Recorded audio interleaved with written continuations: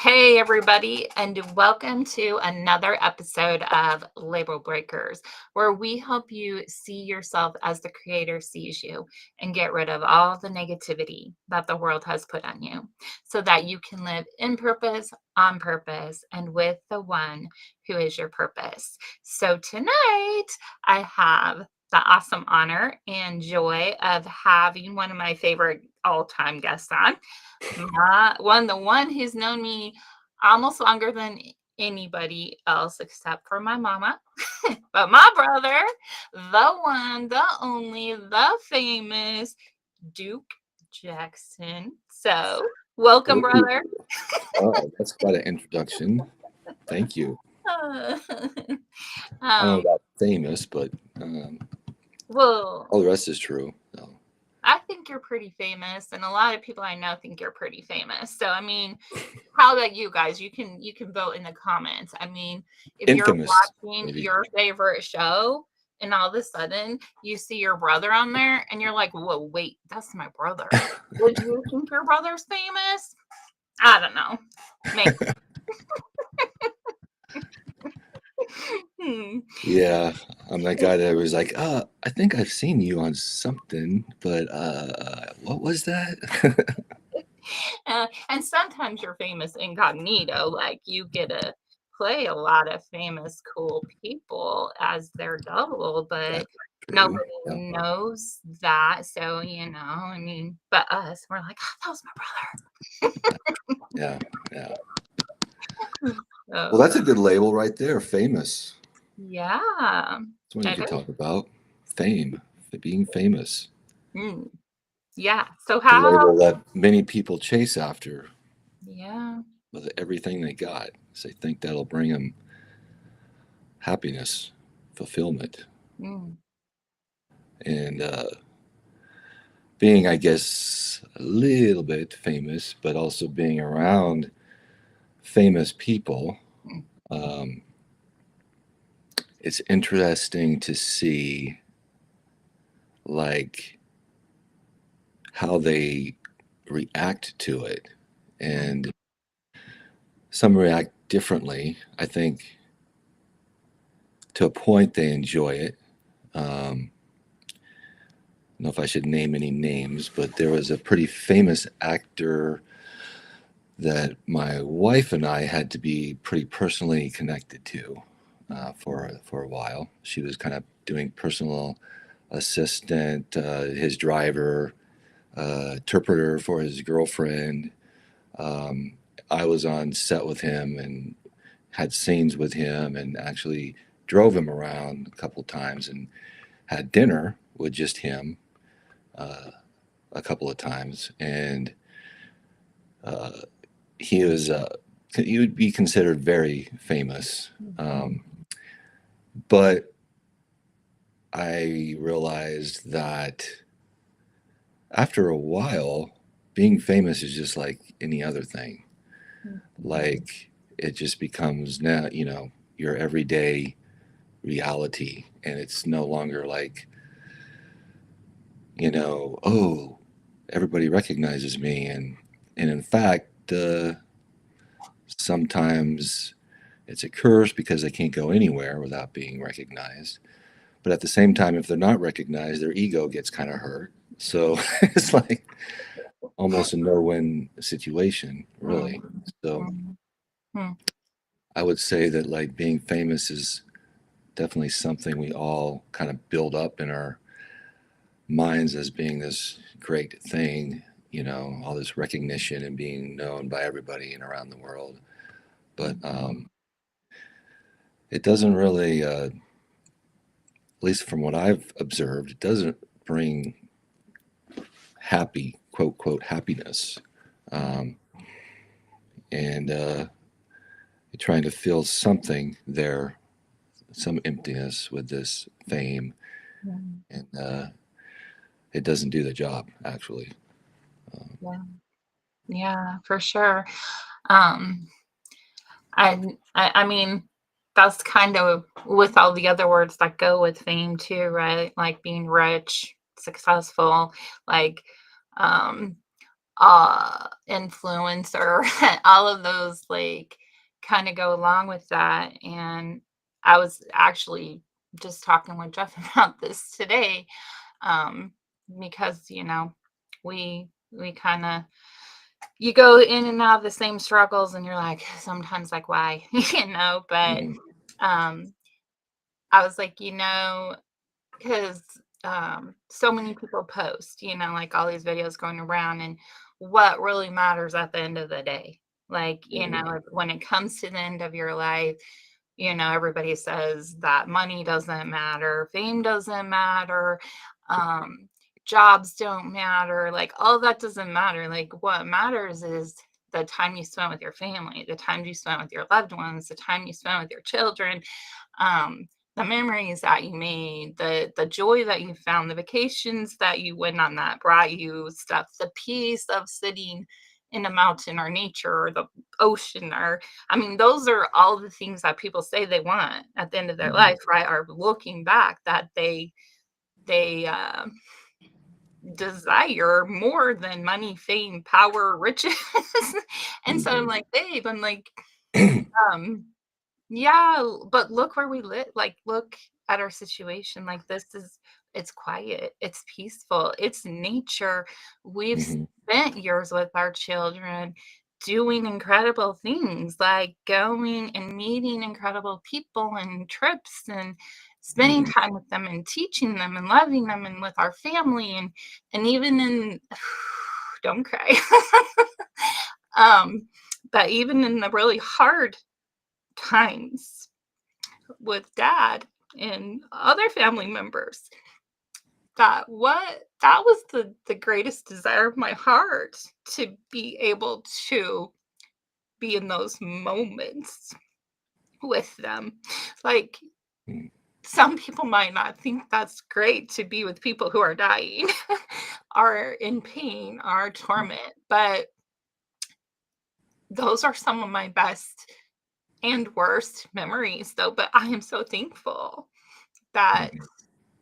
we did the sacrifice of not having the fancy house, the fancy cars, the fancy whatever, but that I could go be in those moments Mhm. with my family and with the Yeah. ones I cherished. And Yeah. to me, that is everything. Mhm. So whew, I'm a crybaby. Everybody knows I'm a crybaby, but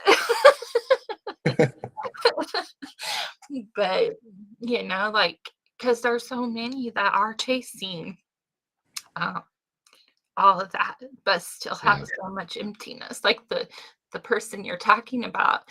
Um, we have the I was gonna say privilege, honor. I don't know. It was to go be on set when he was here, making the well, he was there with you making the movie. And he had been, one of the not necessarily heroes, but someone that Isaac really looked up to for some of his movies. And so Mhm. um, it was pretty cool to like be able to go on the set, an actual set, and see what it was like and meet them and stuff. But it was like um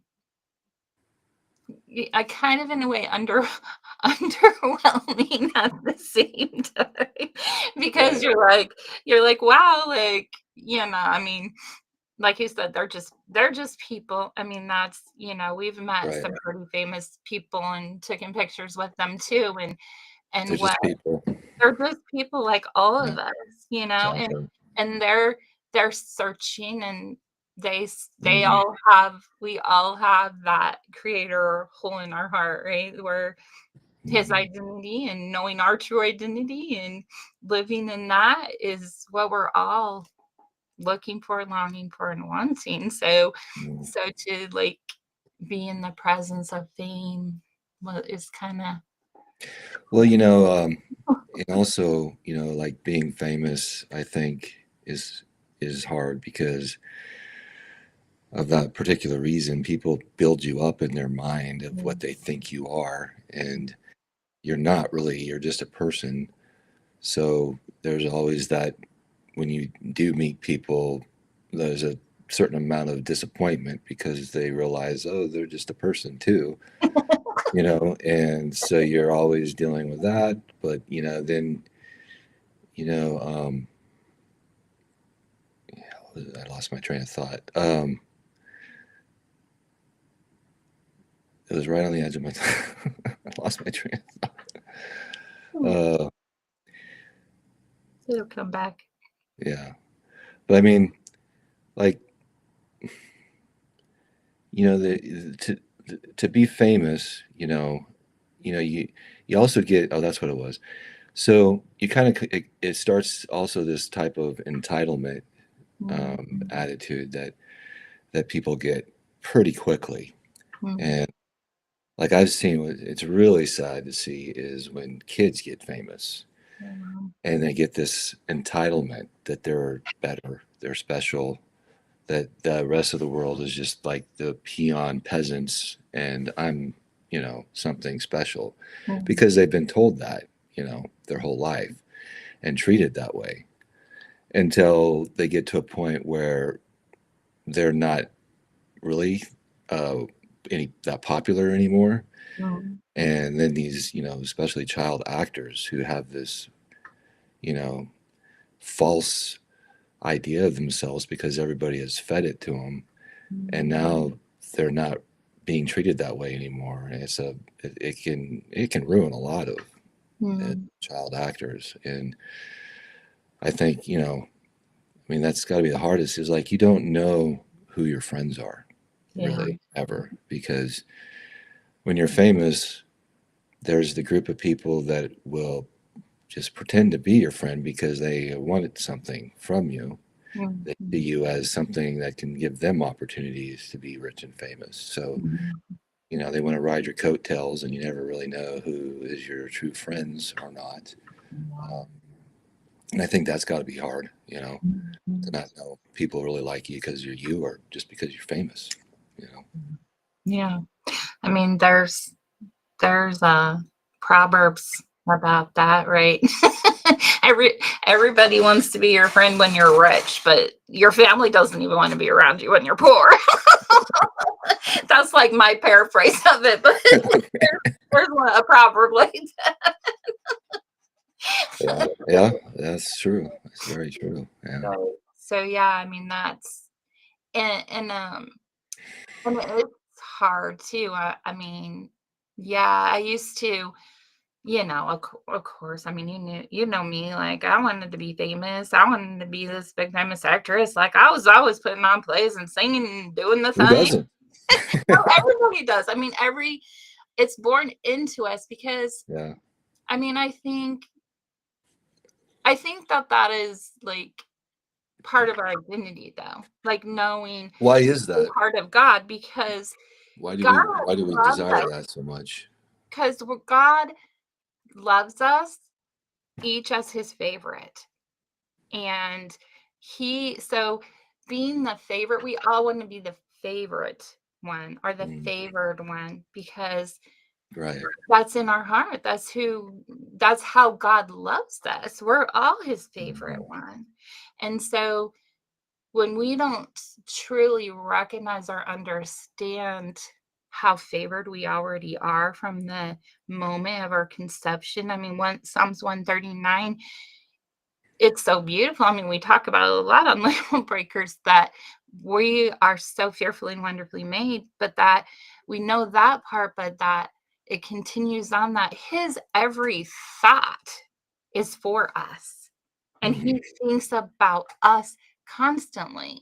So, I mean, man, when you sit there and you think that God, your creator, the very one who holds the whole universes together, every thought is of you. I mean, you're pretty favored. You're pretty famous, And so that is that is part of inside all of us. So when we don't truly understand that for what it is, then our our spirit, I mean, our spirits, but like our soul and our body will break off from that not knowing, our not understanding that fully and we go search for it on our own, right? And we go like I love Bill Vanderbush says this, and a lot of other people are saying it too now, but that what was stolen from us in the lie of the Garden of Eden is we were told that we had to go do or be or get something that was already ours. Like it was Hmm. already ours. We already had it. Right. And Right. the enemy came in and said, "Oh, but you can have this," and twisted it. And then so now we're all searching for something that we already Hmm. are. And that we already Yeah, I think that's interesting. That insight came to me a few years ago, because we're all when you come up in the church Christian religion, part of the story about the Adam and Eve in the Garden of Eden is that the serpent lied to us, and the lie that we're told, he said, was that you can be like God. Mhm.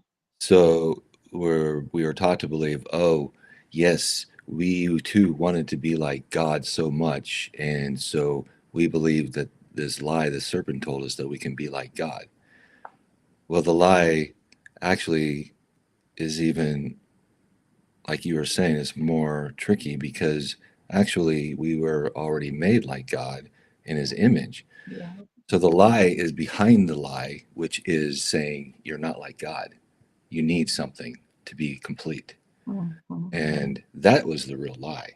Yeah. Not that we could be like God, it was that we weren't already made in his image like God, Yeah. incomplete, and complete. So, yeah. Yeah. And so then we go off searching for that for generation upon generation upon generation Right. and in ourself and um but yeah, I mean it's exciting though because I think we are coming into that realization more and more, like there is more people realizing that that is the lie that we've been told. And we don't have to believe that anymore. Mhm. That we can come up out of that to know who whose we really are and what was Mhm. stolen from us and what we Right. went off searching for that stolen thing for so long. You know? Right. Yeah. So yeah, it's been pretty exciting. I mean, not easy. Definitely not easy. I mean, our whole life is a journey, right? And when we look back, we can see, where we've journeyed, where we've gone, and what's taken us to certain places, and you can get stuck in the negative part of your journey if that's what you want to focus on, and you can get stuck in blame and shame and offense and guilt and judgment and all Mhm. of that, or we Mhm. can see the redemption of our journey and like, oh wow, well this part led me to here to where I am with you now. And this part, and Right. like what the Bible says, you can go from glory to glory. So we can get stuck in the pit or we can get stuck seeing that we have transitioned even in the hard moments from glory to glory. Like it was all like Romans 8:28 said, he worked it all for our good. Mhm. Um and but to come to, like you said, the last few years has really been like eye opening. Actually, well, since I wrote Label Breakers, that like really started a lot. And then um in the last few years, but to just, be around um others when he brings the confirmation of what he's speaking, what he's sharing through others. And then Mhm. also, I mean, you know, we're, we're PKs. We grew up in the church. We were born into the church. Like Right. the trauma and the joy, and our journeys have been similar, but also vastly different of how we've come around, gone around, and but how we're coming back, how we're coming together and the redemption Mhm. and the love and the joy that he's bringing um, back into our personal selves, but also into our relationship, with our family, which spreads out to others, um, and just to see that even in our journeys, how they've kind of seemed like they were going totally opposite ways, but really they weren't. Well, it's kind of Those like were if all you, his ways. it's kind of like a circle. If Hmm. you start at one side of the circle, you're going to start, it looks like you're going in opposite directions almost, but Mm. you actually will end up at the same point on the other side of the circle. Wow. That's that's cool. And we're in circles tonight. So And we are in circles tonight. Whoa. whoa. Mind blown. I know. Well, I mean, one of my favorite authors that has helped me along a lot of my expansion journey is Ted Decker, which a lot of you know, and his main trilogy is called the Circle Trilogy. Oh, really? Yeah, but Really? Red, I didn't Black, know and that. White is the Circle Trilogy. So Oh, about, and cool. it is about journey and how it seems like you're going totally opposite, but you're Hmm. coming to the circle. Wow. Hmm. Right. Hmm. Yeah, And Ted Decker was he was very influential in my life. Um, and I know you introduced me to him. I don't know, probably like what 5 or 6 or 7 years ago or something like that. I don't really know, but I mean, you probably heard about him because I mean, we've been a part of his circle for probably almost 30 years now. Like from 30? 30 years since I first started reading his books. Yeah.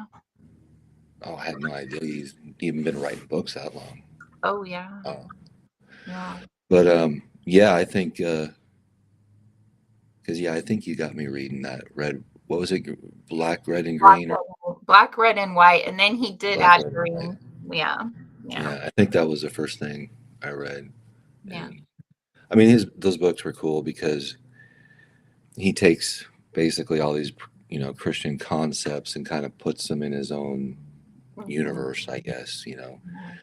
and so you can kind of see him from a different perspective, which was Mhm. pretty cool.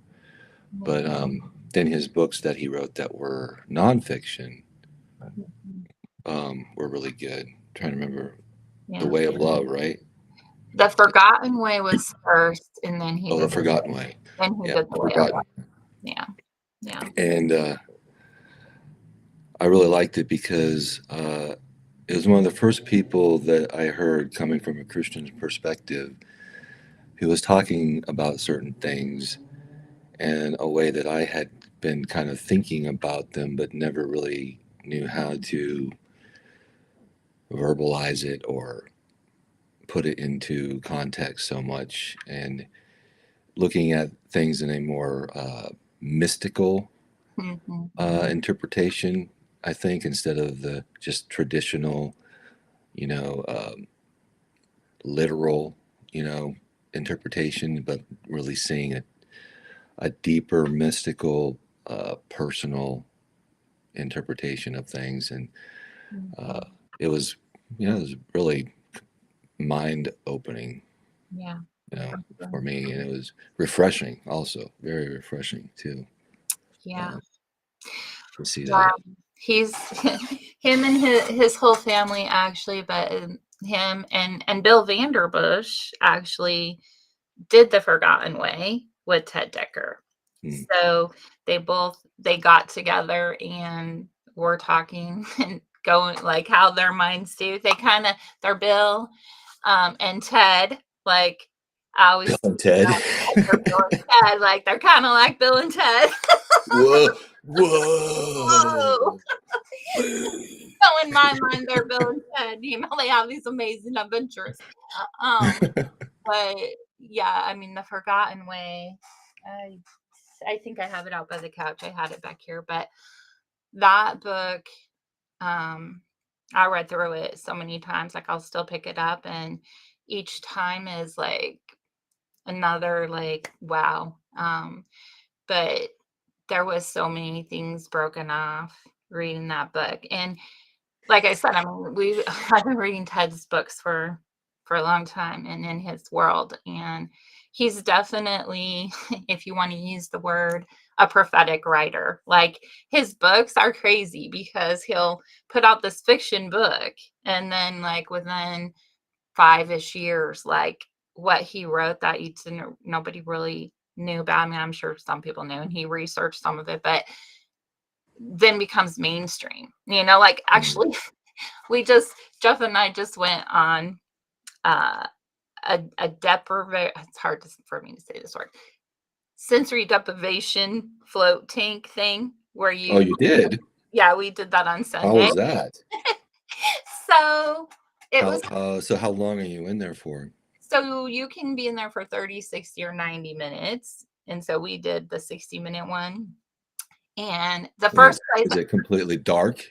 Well, it can be. So you can choose that. So like the first place I ever heard about was in one of Ted's books. I think it was Hacker. He talked about the tanks in there. But and ever since then, so I mean, I don't know, 12 years, I've like wanted to try one, but Yeah, I always wanted to try one too. I was a little nervous because, like if you get claustrophobic, and I used to really be afraid of the dark, so I was a little nervous to think of doing it. But they have different ones, and so like the place. And you're floating in water, right? You're floating in water. You didn't hear the Jaws music playing? I would have back in the day. That would have been my scary thing from my brother. Yeah, that was my trauma. Yes, he gave lots of trauma with sharks, guys. Lots of trauma, but we've broken off the shark label fear. Okay, it's better. Yeah, see, sharks have been given a bad label because of Jaws. Jaws gave them a bad label. But so here's the weird thing, guys. So my brother, I mean, what were you like 3 or 4 when Jaws came out? Like, but we weren't 3. But so we weren't able to watch it until it came on TV, which was a lot later, and they cut out, the badish parts. And so you were a little older when you were actually able to watch it.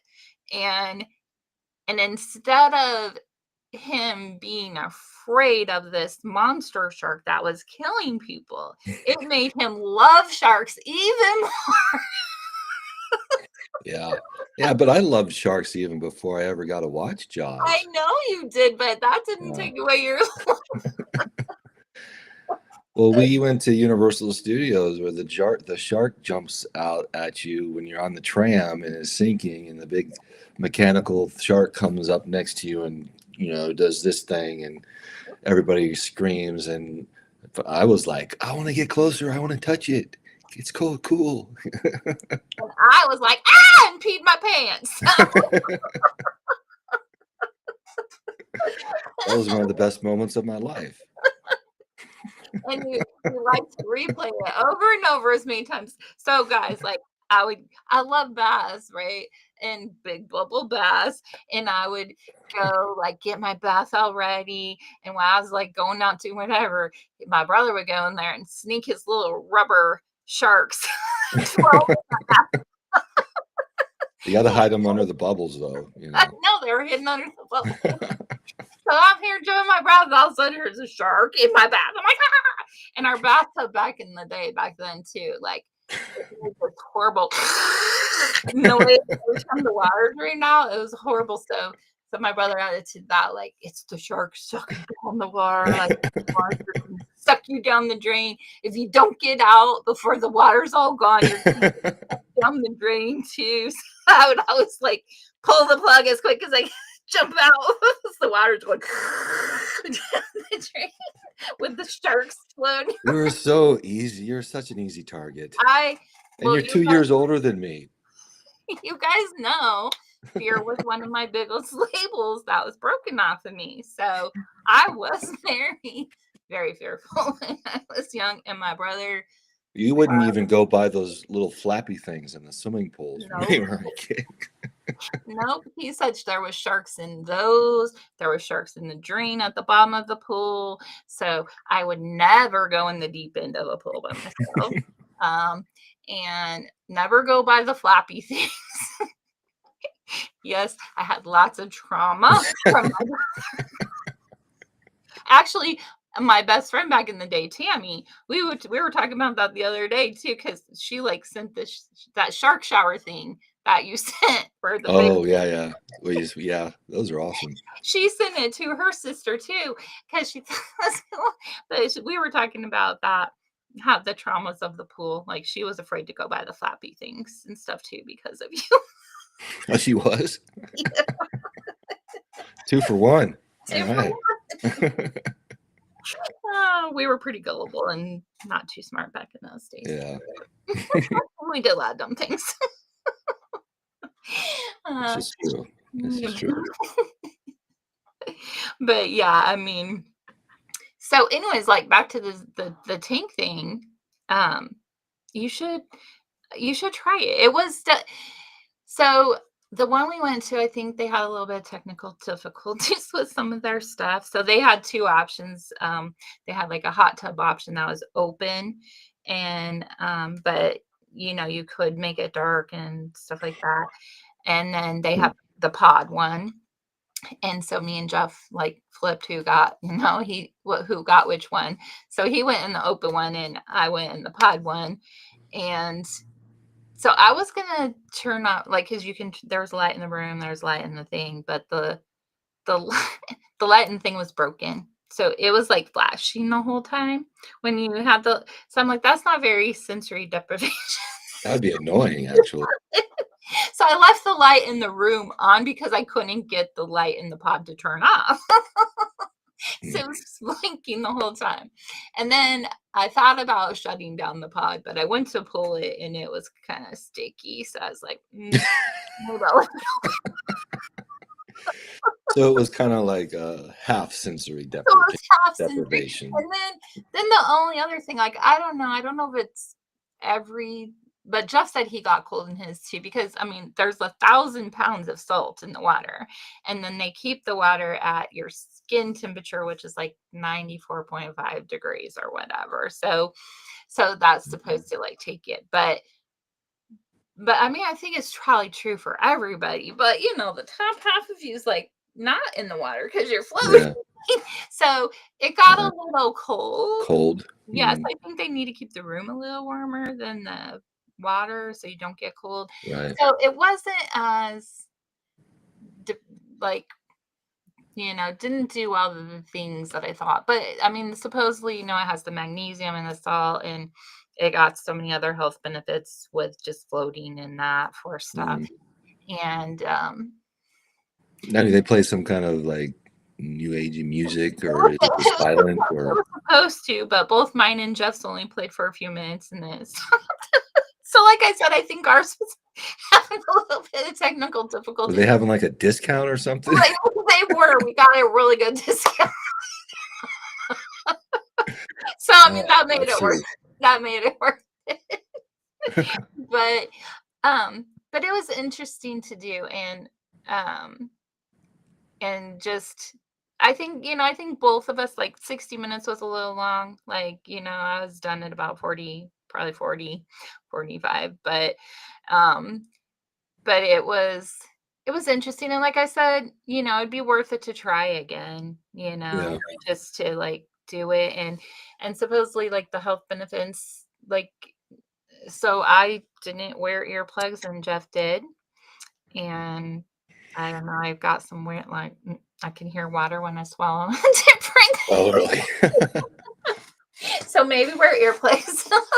But it was definitely interesting. But just all the different, I mean, things that are available to us right now, as we are in such an exciting time to, like, I know, you've explored different frequencies and sounds and quantum stuff, and we've done some quantum stuff and frequency and sound and light, and um just the healing that can come to your body from the different things. Right. And uh, Yeah. Well, I was going to say, speaking of sensory deprivations, uh, hard to say, huh? it is. Um, I'm doing a what's called a silent retreat at the end of this month Mm. Oh, into the wow. beginning of next month, and it's a 10-day long retreat, Wow. and Wow. no talking, and you can't take a cell phone or any book or anything, Wow. and you sit in 10 hours of meditation a day. Mm. So yeah. Wow. That's the first I heard of that. That's cool. Yeah, so I'm excited, but a little nervous too at the same Mm. time. For several reasons. One reason, like, I can't sit in a cross leg position for very long without my legs like just totally going numb and my back hurting and stuff. So, So you have to sit in that position for 10 hours? well, so it's not 10 hours straight. They do breaks and Mm. stuff, and there's they provide meals and stuff like that. But and you can bring your own, like, what they call bosu or whatever to sit on Mm. and stuff. But even that is just that's a long time to try and stay in one position, Wow. and uh, just keeping your back erect and everything. So I know it's gonna be physically very challenging, Mm. and then mentally is going to be Mm. extremely challenging. Uh, Mm. so uh, I think it's something. I mean, this is something I've wanted to do for several years, and just it's hard because the 10-day commitment is pretty big, Mm. and plus I might miss an opportunity of a work call or something like that, because you can't have your phone with you, and many reasons. So I just never really did it, but I Mm. think it's something that's always called me, and I think it's a very ancient right that we lost in our modern world. I mean, Mhm. in the Bible, every prophet and and Jesus himself had to go out and spend you know numerous days, 40 days even, alone by themselves in the wilderness, and even fasting. So there's obviously, I think, a very important um, benefit from that sort of activity that we lost in our modern world. Wow. And I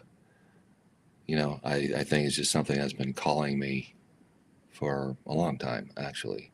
Wow. So uh, we'll see. It's going to be very interesting. But So where are you going for? Is it local or you gotta go somewhere? so the one I'm going to, they have a place in Jessup, Georgia, which is kind of in the southeastern corner Mm. of the state. Um, so I think they have them a lot around different places and stuff like that. But usually, I think it's like a building where they have a big hall to do the meditations, and then they have little individual. Um, I think it's different. Sometimes they have individual rooms for you to sleep in, just basic stuff, and sometimes they might be like they divide like the men and women in different sleeping quarters, and like a big room or something. I don't know, but Yeah. so yeah, we'll see. So yeah, 10 days, no talking at all. Mm-mm. And like you can't bring anything to read or anything. I mean, you're just sitting in silence. Wow. Yeah, you're not even allowed to bring a journal. There's no journaling Wow. either. So it's all internal. Mm. All of it is internal. So Wow. you have to face whatever's inside, basically. Wow. That's, I mean, when we did the walk to Emmaus, that was one. I mean, they took away your phones and stuff, but that was like a 3-day thing, I think it was. But Right. it was like the first night you get there and they wanted no talking, between any Yeah, I remember that. Yeah. and just one night one night was hard to do that. So wow, I will be. So you leave the end of this month or next month, did you say? So it starts the 26th of February, Okay. and I think it goes to the 8th of March, I think is the last day. Wow. Oh, 7th or 8th, yeah. Wow. Well, that that for me would, I mean, I'm getting a little better. Like in the label breakers, going through the acts that we went through, one of my words that I reclassified was quiet. And you know me. You know the real me, or mostly the real me. But I've never been like around the people I know quiet like that. People, I've always been, ever since I was little, talkie, doing shows, writing stories, writing Yeah. books, I mean, so when that label got put on me was, related to my fear, my fat, my sickness, my worrying about what everybody thought, worrying that I talked too much, worrying that people didn't want to hear me, like all of that, so I shut up and let that become a defining word for me. So then that, like when we were at a mass, Yeah. like everybody's like, "Oh, you're so quiet, oh, why, you're quiet, Crystal. Oh, you're so quiet." And everybody be like, "Oh, you're so quiet." And I was like, "No, I'm not. I'm quiet. Like, I want to scream, I want to be with my grandson." I'm like, ah, Yeah, but right. that label took, all those labels like worked together to shut me up. Mhm. And so, going through the label and breaking off, and then breaking off some of those labels that wanted to shut me up, and going back and looking what quiet is, and that it's reflective, it's calm, it brings peace, it's like all these beautiful things, right? And I was like, wow, like I don't want to get rid of that label on me. Like I want to carry that where I go. I want Yeah. those things to be what I reflect. And Yeah. so it came in. So, It's but something 10 that's years of quiet.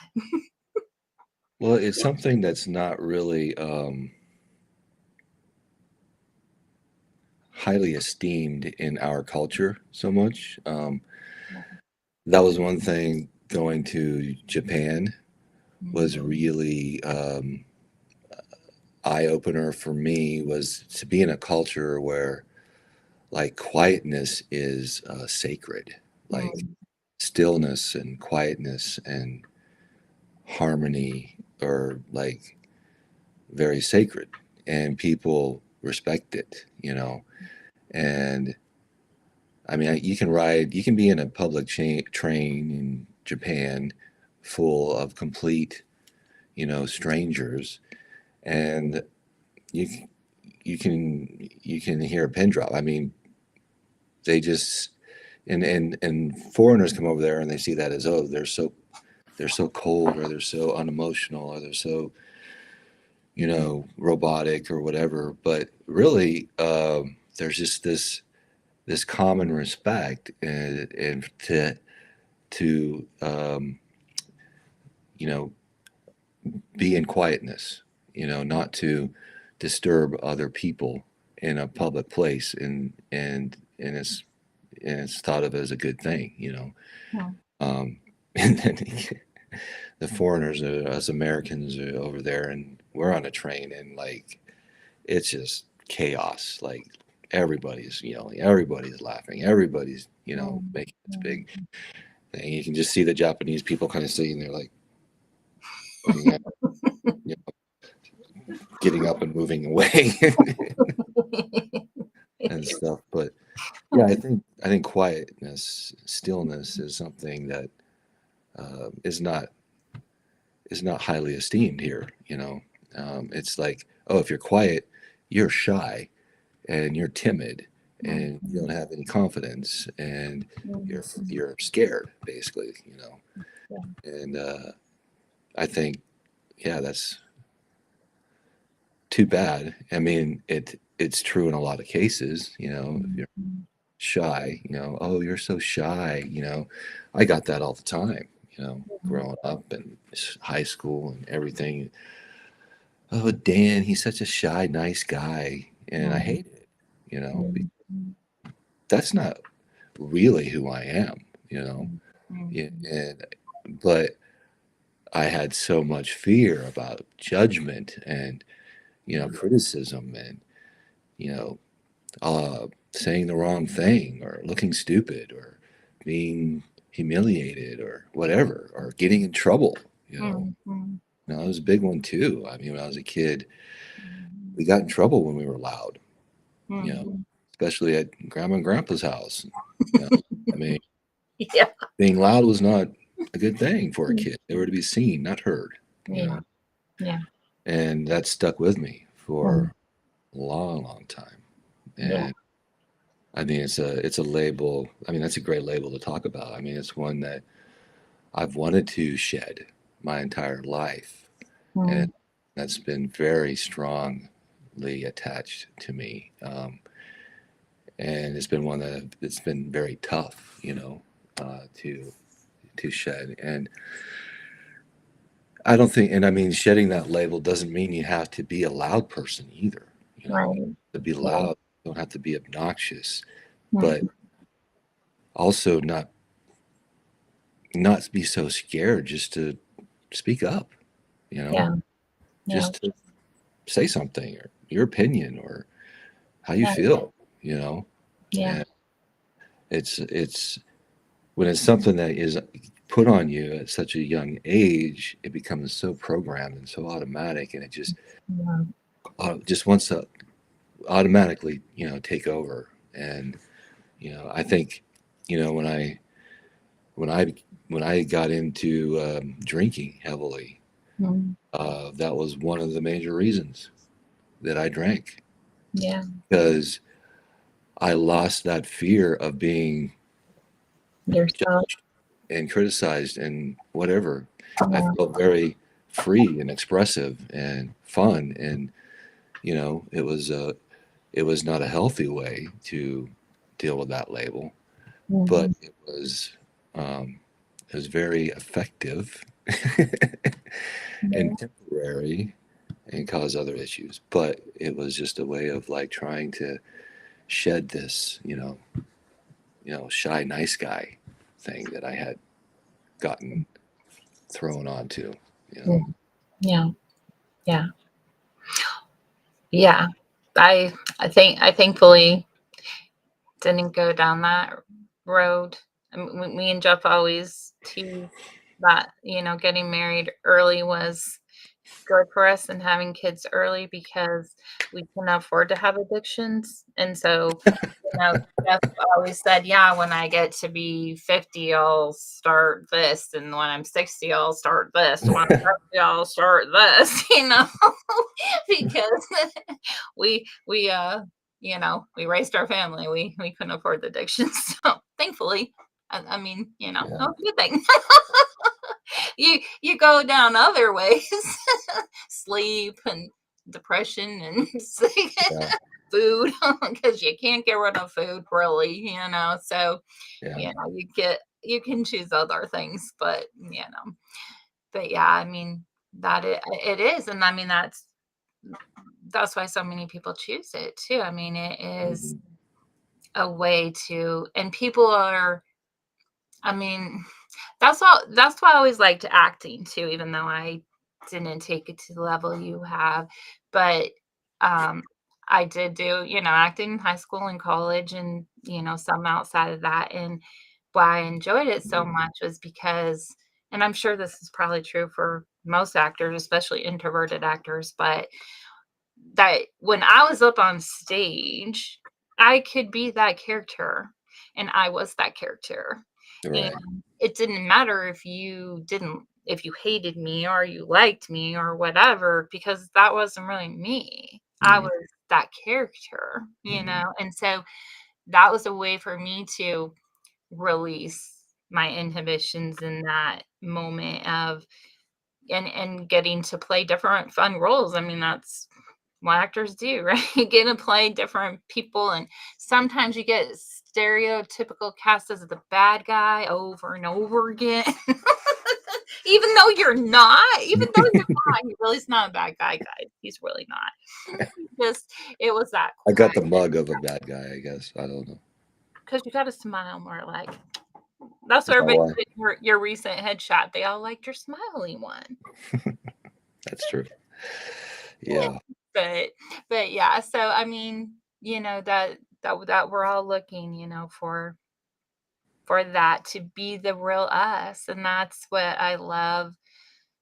Why I love sharing label breakers and sharing it with people, and um just hoping that, people can see the change in me through the years of um being broken free from those labels, because we don't have to let those labels define us. We Mhm. don't. And Right. we Yeah. can choose which ones we want to define us. And we don't have to be in fear, and we don't have to, you know. Well, I was very lucky, to have that opportunity of going to the different side of the world Mm, and a different culture and different everything because nobody nobody knew me. mm, There was no preconceptions. There were no labels that mm, were had been that were put on me like from home, and it allowed this freedom, you know mm, that that I never experienced before, and and with that you learn about yourself too, because so many things you're doing because those are what is expected of you by people you know. And yeah. so you kind of just fulfill those expectations. But when there is like none of that, you learn about, okay, well, who am I really, and who do I want to be, and what do I enjoy and like doing, um, and so yeah, you learn about yourself, good and bad, um, and then actually is funny because even in Japan though they do have a preconceived label for Americans. Mhm, And so I would run into that sometimes, because they see Americans as like, just confident and loud and big and, you mhm, know, famous. And, they kind of put the Americans on this pedestal, mhm. and, I was treated like a celebrity when I Yeah. was over there a lot. And so I got to kind of see what that felt like too, and it feels good. It's, you like it, of course, it feels good, Mhm. but it's another one that you've got to like, okay, well, that's not who I really am either, Mm, and, a lot of Japanese people, when they got to really know me, they're like, oh, you're so different than all the other Americans, or how you look and how you are very, very different. And so it was cool be able to say, yeah, we're not all like what you think we are. Like Right. Yeah. we can be, but Yeah. not all like that. No. No. Yeah, I mean, we haven't got to go to Japan yet, but just being around my sister-in-law and then around her friends, that she's brought over and the people and now mom's done some stuff at our place Hmm. um and I love that Iami's bringing like her root, like with her dances and the videos that she's done and bringing her roots over here and sharing more. I mean, one of my most special moments was when we were coming home from one of our hard times with dad and you stopped in New Mexico and you went to go hustle a set and Miami took me to a hot springs place that Oh was kind of yeah. modeled after a Japanese one, and I think it Yeah. was even had her name of Ayami 10,000. Wade Well, it was or called 10,000 Waves, 10,000 Waves, yeah, and her and name is Many Waves. many So it's ways. kind of, yeah.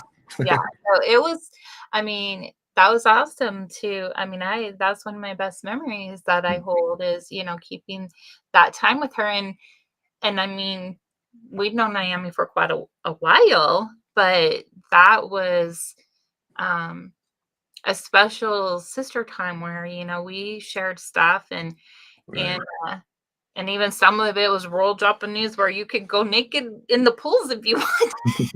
So you shared some stuff. But it They have was a term for that in Japan. It's called naked family. naked family. In Japanese, like the words are naked and family, and that means going to the onsen and sharing everything. Wow. Like you're naked physically, but you're also naked, like everything. You just share. So yeah, Wow. yeah. And I know mom loves to tell that story that that's her very first experience with meeting Miami was at a naked hot spring and it was, divided men and women. Like so mom has her own tale of the naked family that you exposed her to um right away. And mine was decades later. So it wasn't but but yeah, I mean, how do you does it have a word? Do you know how to say it in Japanese? Mm, No. no, I don't know exactly. I know family is kozoku, but I don't know what naked is. Come on, you were a boy and you went to Japan and you didn't learn naked as one of your first Japanese words. I probably did at some point, but I don't remember it off the top of my head. So It's not one you and Naomi discuss on regular, huh? no, no, not really. Okay. Well, we've been on here almost an hour. I can't believe it. That's crazy. So I don't know like how entertaining we are to other people, but I've been enjoying our conversation and catching up because it's been a while since Yeah, we got to yeah, talk deep I've enjoyed it. Yeah. and know where you're doing and moving. And I mean, I'm excited to hear and see. I haven't gone to that extreme yet. I'm excited to see what your 10 days are, but I have been doing a 6-week somatic breath work Oh, yeah, yeah. You said something about that. That's pretty cool. and it's been pretty amazing. And you learn to I mean, it is hard work to be quiet and to just breathe. Just Yeah, breathe. it is. When you It is. focus on your Yeah. breathing to just breathe for Right. over an hour and, you know, um, Mhm. so like 10 hours of it is, ooh. Well, this will kind of be similar, I think, because like the meditation technique that we use is a very old one, I think, and it's a very, there's a lot of different ones that focus on breath, but I think this one is very focusing on the breath in and out of your nose, Mm, um, and focusing like at the around the tip of your nose area and the mm, breath coming in and out. So I think there'll be some of that there. yeah, Sure. definitely. Yeah. I mean, So, I've I've done meditations with breath work before, mm, that are powerful. And I mean, I do Wim Hof's breathing all the time for several years, and yeah. um, I really enjoy it. Yeah, Mhm. and get a lot of Well, and I know you've done a lot. I mean, a lot of people that are my friends know, and even the one that I'm doing like the breath work with, she talks like if I had the tools of Joe Dispenza, like to be able to measure it. And I know you've done a lot, and I know we've gone through some of his longer meditations, and right. Yeah, um, kind of fall asleep, and I'd be like, oh no, where am I supposed to be? but yeah, but that, I mean, that's part of it though. I mean, it's just the release, in that mm, moment too. So I'm excited to hear what goes on, because I mean, I see that like with part of our property, like what is here, with what God is showing me can be birthed out, and what ChatGPT actually drew out for me. I was like, wow, that's really cool. that's cool.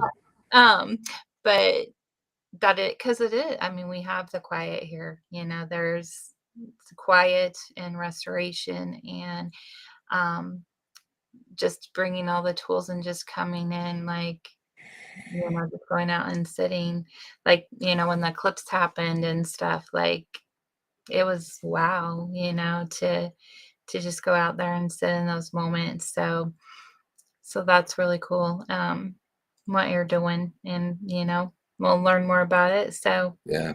we can Well, I was just gonna say, like you said, you brought up Joe Dispenza. So in his meditations, many times he'll say, "Become nobody." Right? Nobody, no place, nowhere, no time.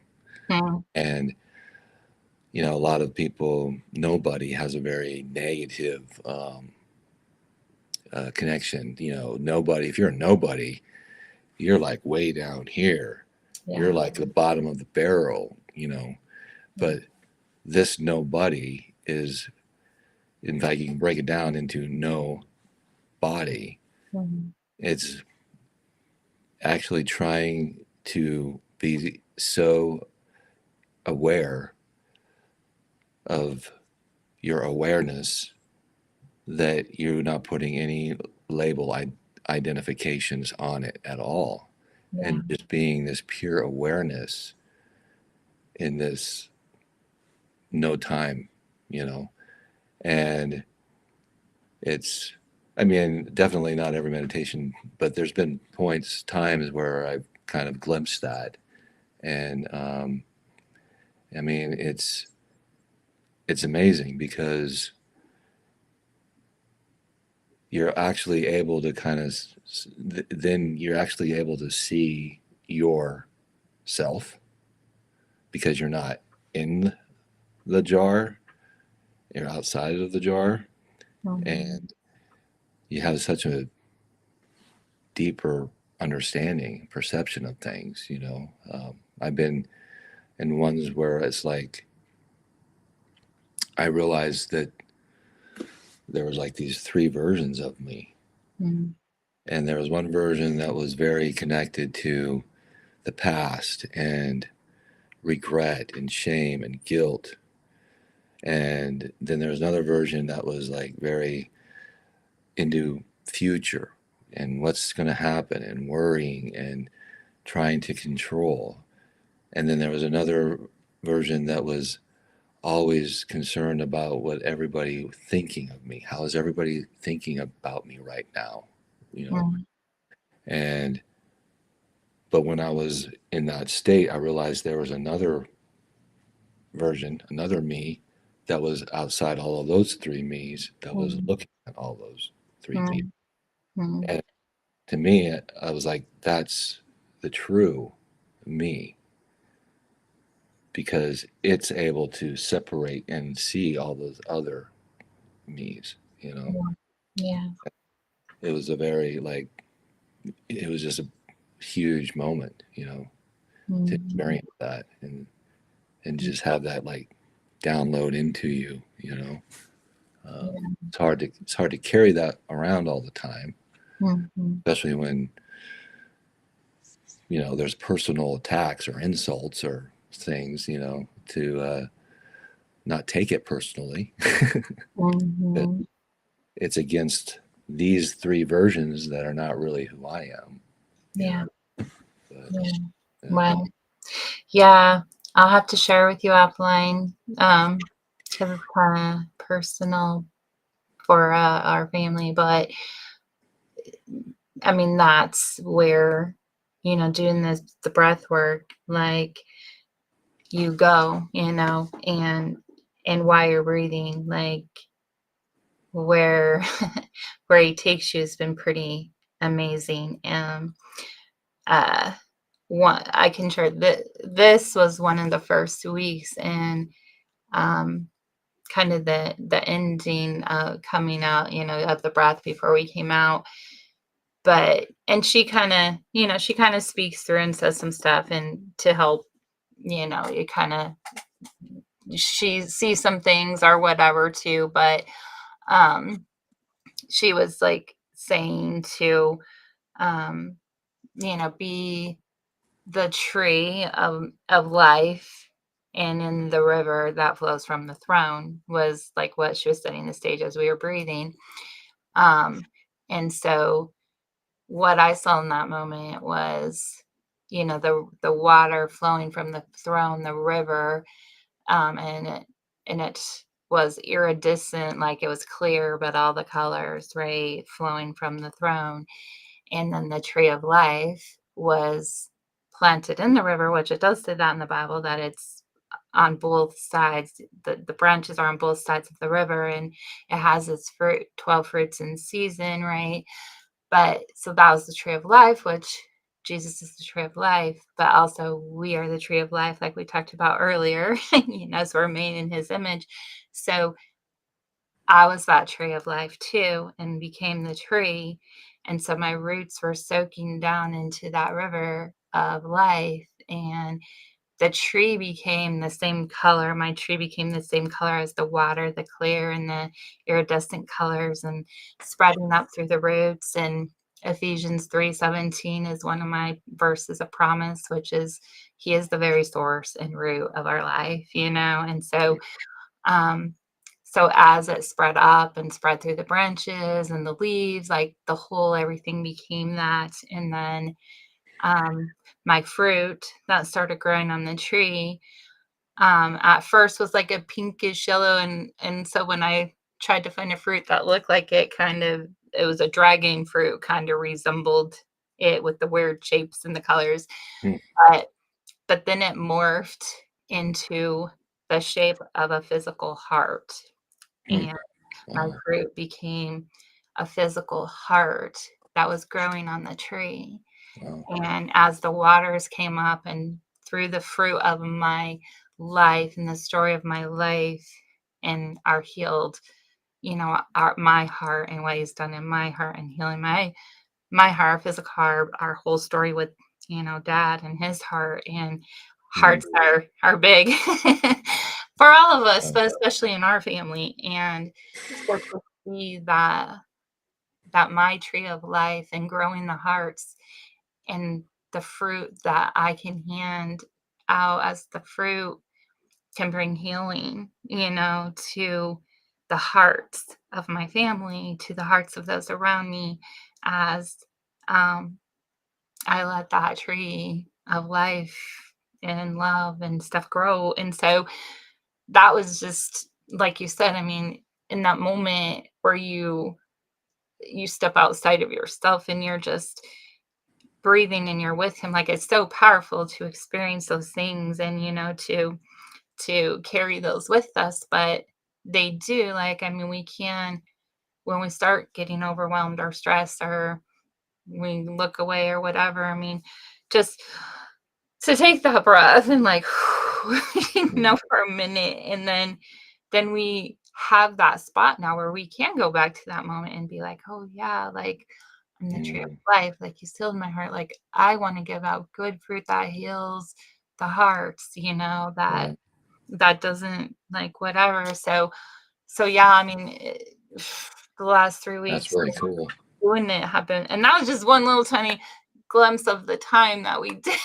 But it's like, to step, but you have to let go. I mean, just like you talked with drinking, the same thing that we do to grow closer with him and to truly know who he is and who we are is we have to let go of all the inhibition and just be in that moment and Yeah. not hold any expectation of that moment, not hold any onto like I'm gonna look stupid or I don't this isn't real or this is all just I mean, you have to let go for him to move, you Right. know. And Right. so I love It's, I love all the tools that he gives us to do. I really got to use a number one.